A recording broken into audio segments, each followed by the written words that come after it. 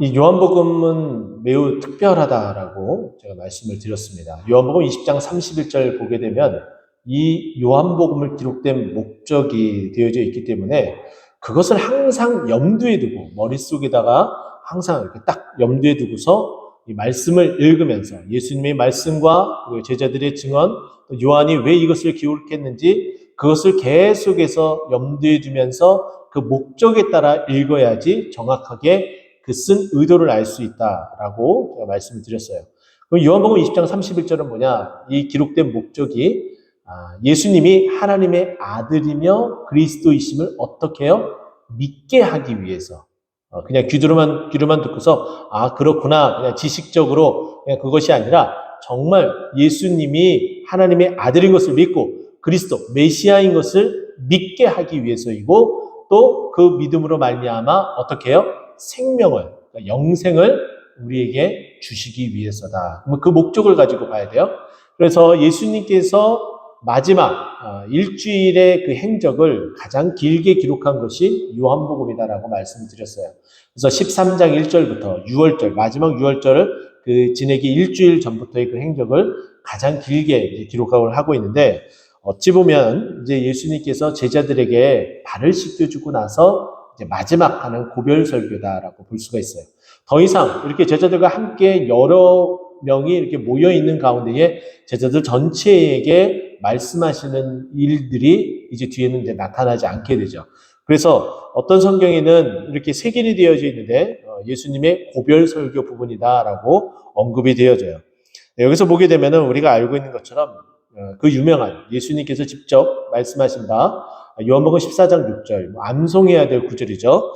예수께서 이르시되 내가 곧 길이요 진리요 생명이니 나로 말미암지 않고는 아버지께로 올 자가 없느니라라고 말씀하십니다. 하나님께로 가는 그 유일한 길은 예수님밖에 없다는 거예요. 그 예수님만이 하나님께로 갈 수 있는 유일한 길. 일방통행 이렇게 표현을 하기도 합니다. 그래서 원웨이라는 표현을 쓰기도 하죠. 어쨌든 예수님께서는 자기 자신이 누구인지 에고에임, 아도나이로서 표현을 하면서 나는 곧 뭐가 된다? 진리다.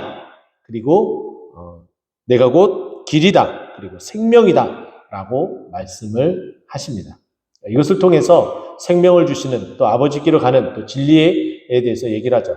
오늘 본문에서도 17절 말씀 보면 그는 진리의 영이다라고 얘기를 해요. 사도행전을 보게 되면 예수 성령을 누구라고 표현하냐면 예수의 영이 허락하지 아니한지라라는 표현이 나오게 돼요. 여기 보면은 진리의 영이라는 표현이 나옵니다. 근데 예수님이 자기 자신 스스로를 뭐라고 그랬어요? 내가 곧 길이요 진리니. 그러니까 예수님이 진리라고 했으니까 그 예수님이 영이 되는 거예요. 진리의 영이라는 것은 예수님이 영이 된다는 거죠. 그러면 예수님께서 왜 이 성령을, 이 진리의 영을 왜 주셨느냐? 그것을 오늘 본문에 우리에게 명확하게 보여주고 있습니다. 16절 먼저 보게 되면은 뭐라고 이야기해요? 내가 아버지께 구하겠으니 우리가 구하는 게 아니에요. 우리가 달라고 해서 하나님 아버지께 우리가 정말 간절히 구해서 성령을 우리에게 주신 바 된 것이 아니라는 거예요. 온전히 예수님께서 우리의 필요를 위해서 또 우리에게 주신 바 우리와 함께 하시기 위해서 예수님이 성부 하나님께 성령을 구합니다. 그래서 예수님을 조직신학에서는 이것을 뭐라고 표현하냐면 성령은 아버지와 아들로부터 나오시고라는 표현을 써요. 그것을 한자로 표현하면 발출이다라는 표현이에요. 아버지의 영이기도 하지만은 예수의 영, 그 안에서 나오게 된다라는 표현을 쓰게 되죠. 근데 여기서 보게 되면은 또 다른 보혜사다라는 표현을 쓰고 있어요. 이건 전에도 말씀드렸던 것처럼 또 다른 보혜사다라는 표현은 이미 누가 있다는 거예요? 보혜사가 있다는 표현이에요. 보혜사가 있으니까 또 다른이라는 표현을 쓰고 있어요. 그러면 이 보혜사는 누구를 지칭할까요? 예수님 자신을 지칭해요. 예수님이 이 땅에 오셔서 함께 하시며 옆에 있어서 도움을 주고 우리에게 정말 함께 하면서 힘을 실어주시는 그런 분이셨다는 거죠. 예수님을 보혜사, 헬라어로는 파라클레이토스, 옆에서 조력하다라는 그리고 조력하다, 옆에서 도와주시는 분이다라는 표현이에요. 그러니까 예수님께서 요한복음 1장에 보게 되면은 말씀이 육신이 되어 우리 가운데 거하심에 말씀이셨던 하나님이 이 육신의 모양 자체가 없으세요. 그런데 육신의 몸을 입고 오셨어요. 왜 오셨냐? 파라클레이토스, 보혜사로서 우리 곁에 있어서 뭘 하기 위해서? 우리에게 도움을 주기 위해서. 근데 그 도움의 가장 기본적인 것은 무엇이에요? 어떠한 도움? 사망에서 생명으로 우리를 옮기려고 그 도움을 주시기 위해서, 그 도움의 그 진본이 되기 위해서 예수님이 이 땅에 오셨다는 거예요. 그러면서 이제 예수님은 자신의 사역을 잘 감당하고 십자가에 못 박혀 돌아가시고 부활하시고 승천하셔서 하나님의 보좌 우편에 가셔서 마지막 재림 때에 다시 오셔야 되는데, 그 빈 공간, 빈 그 간격 가운데에 어떻게 해요? 예수님이 하셨던 그와 같은 일, 옆에서 도와주시고 그 구원의 그 은혜가 흔들리지 않게끔 해야 되는 그 일들을 담당할 성령의 그 도움이 필요했던 거예요. 그래서 예수님은 뭐라고 표현했어요? 또 다른 보혜사다라는 표현하면서, 그 또 다른 보혜사가 내가 너희와 함께 했던 것처럼 그 또 다른 보혜사, 그 성령님도 너희와 함께 하는데 어떻게 함께 해요? 영원토록 함께 하는 거예요. 떠나지 아니하시는 분이시라는 거예요. 지금 그 성령님은 이 자리에도 계시는 줄 여러분 믿으시기 바랍니다. 그 성령님은 우리에게 그렇게 역사를 해요. 근데 그분은 진리의 영이에요. 거짓이 없다는 거죠. 요한복음 8장 44절 말씀 보면은 사단은 거짓의 아비라고 분명하게 이야기를 해주고 있습니다. 그런데 예수님은 진리, true, 거짓이 없는 영이에요. 근데 그분이 어떻게 해요? 17절 말씀 보니까 세상은 능히 그를 받지 못하나니. 왜요? 이 세상은 에베소서의 2장에 있는 그 말씀을 보게 되면은 이 세상은 공중권세 잡은 자들이 장악을 하고 있어요. 하나님이 통치하시지만은 사단이 이 땅에 그 모든 권력을 잡고 휘둘러요. 그러면서 거짓으로 우리를 꾀고 거짓으로 우리를 홀려 넘어가게 한다는 거죠. 여러분들에게 여러 번 반복해서 말씀을 드렸죠. 사단은 돌대가리다, 돌머리다. 왜요? 그는 창세기에 아담과 하와에게 썼던 그 방법을 그 창세기에서 쓰고 역사서에서 쓰고 그와 같은 그 역사의 흐름 속에서도 계속 사용을 했어요. 그런데 여전히 그 방법을 써요. 그 방법은 뭐예요? 거짓이라는 거죠. 거짓으로 우리를 꾀이고 우리를 넘어지게 하고 혹하는 마음에 그 거짓에 넘어가게 만든다는 거예요. 근데 예수님은 그 시험에 이기셨죠. 그 거짓말로 하는 그 모든 거짓을 말씀으로 물리쳤어요. 말씀은 진리잖아요. 그 진리의 말씀으로 그 거짓을 이기는 줄 여러분 믿으시기 바랍니다. 우리가 할 수 있는 일은 다른 것이 없습니다. 우리 스스로가 이기려고 하면은 우리는 넘어질 수밖에 없고 또 패할 수밖에 없어요. 하지만 진리, 말씀이신 그 말씀을 붙들고 그 진리를 우리가 이기는 줄 믿으시기 바랍니다. 세상은 그 진리의 영을 받지 못해요. 그래서 세상이 거부를 하죠. 하지만 이는 그를 보지도 못하고 알지도 못하기 때문이에요. 알았다면 어떻게 해요? 그 예수를 너희가 십자가에 못 박지 아니하였느니라 라고 말씀하기까지 하고 있습니다. 예수 그리스도를 알았다면 이 요한복음에 언급된 대로 요한복음의 그 기록의 목적처럼 예수가 하나님의 아들 그리고 그리스도인 것을 알게 되었다면 믿게 되었죠. 그런데 그것을 알지도 못하고 믿지도 못하니까 그 예수 그리스도를 십자가에 못 박은 거예요. 그래서 이제는 그와 같은 우를 범하지 않게끔 시간이 지난 후에 예수님이 부활하시고 승천하신 후에 그 예수님을 이제라도 믿어서 그 생명을 얻고 살아가게끔 하기 위해서 이 요한복음을 기록하고 있다는 거예요. 그래서 이제는 그 예수 그리스도를 알아야 된다.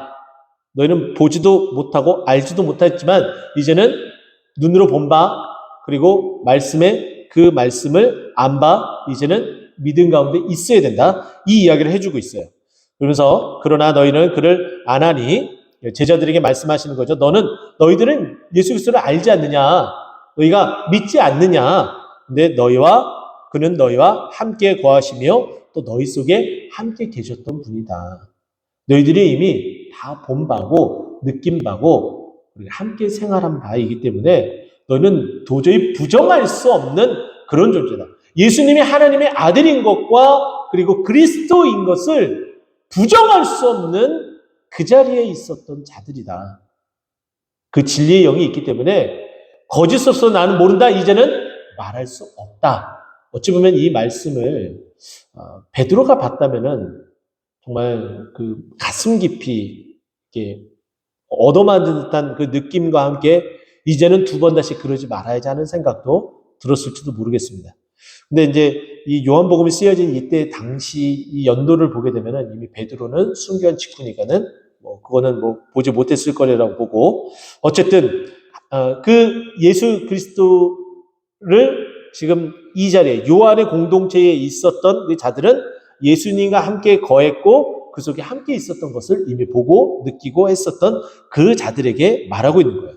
그러면서 18절, 내가 너희를 고아와 같이 버려두지 아니하고 너희에게로 오리라.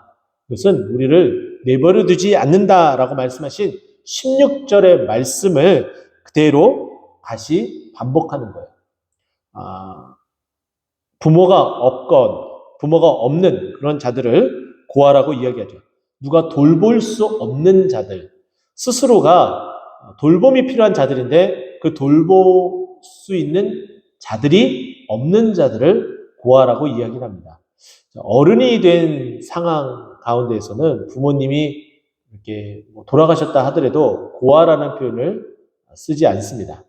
하지만은 성인이 되고 나서도 어덜트라고 표현을, 어른은 어덜트라고 하고 아이를 칠드런이라고 해서 어덜 칠드런 이런 표현을 쓰기도 해요. 아이의 어른 해가지고 그런 표현을 이제 쓰기도 하는데, 우리는 아직도 어른이 되지 못하는 어떤 준비되지 못함이 있습니다. 또 그런 부분들을 또 보게 되면 부모가 없는 우리들의 어떤 그런 모습은 고아와 같은 어떤 모습이다라고 볼 수가 있고, 우리의 영적인 상태를 바라본다면은 여전히 우리는 하나님의 돌보심이 필요한데, 그 돌보심이 필요한 너희들을 떠나지 아니하겠다, 내가 너희와 영원히 함께하겠다라고 말씀하신 바가 바로 18절 말씀입니다. 그러면서 19절, 조금 있으면 세상은 다시 나를 보지 못할 것이로되 너희는 나를 보리니 이는 내가 살아있고 너희도 살아있겠습니다. 자, 이것은 예수님이 다 부활하시고 승천하시에 쓴 말씀이지만, 근데 이 말씀을 읽어내려가면서 지금 이 말씀 가운데에 예수님이 지금 죽음으로 이제 이별을 하고 사라지는 것처럼 느껴질 수 있는데, 잠깐의 그런 시간은 있을지언정 내가 다시 어떻게 하겠다? 너희는 다시 나를 보게 된다. 그리고 내가 살아있고 너희도 살아있게 된다. 이런 표현을 쓰면서 예수님의 부활을 이제 마지막 일주일을 앞두고 다시 한번 강조를 하고 있어요. 이 강조했었던 이 말들을 직접 들었었던 자들도 공감을 하고, 예수님이 그런 말씀을 하셨지, 정말 그분은 말씀하신 대로 우리에게 이렇게 예언하신 대로 부활하셨어. 그분의 능력으로 부활하셔서 우리를 홀로 내버려두지 않으셨어 라는 것을 다시 한번 믿게끔 하기 위해서 이것을 기록하고 있다는 거예요. 지금 우리들에게도 이 말씀은 여전히 우리를 혼자 내버려두지 아니하시는 하나님의 은혜로 우리를 이끌어 주시는 줄 믿으시기 바랍니다. 예수님은 우리를 혼자 내버려두지 아니하시고, 또 잠깐 우리 눈의 시야에서 벗어나는 것처럼 보이지만 그분은 다시금 우리가 볼 수 있게끔 살아계신 하나님으로서 우리 가운데 살아서 역사하시는 분인 줄 믿고, 오늘 이 밤도 살아서 역사하시며 또 우리의 그 기도를 들어 응답하시는 하나님께 간절하게 부르짖는 우리 모두가 되기를 간절히 축원드립니다. 함께 기도하도록 하겠습니다.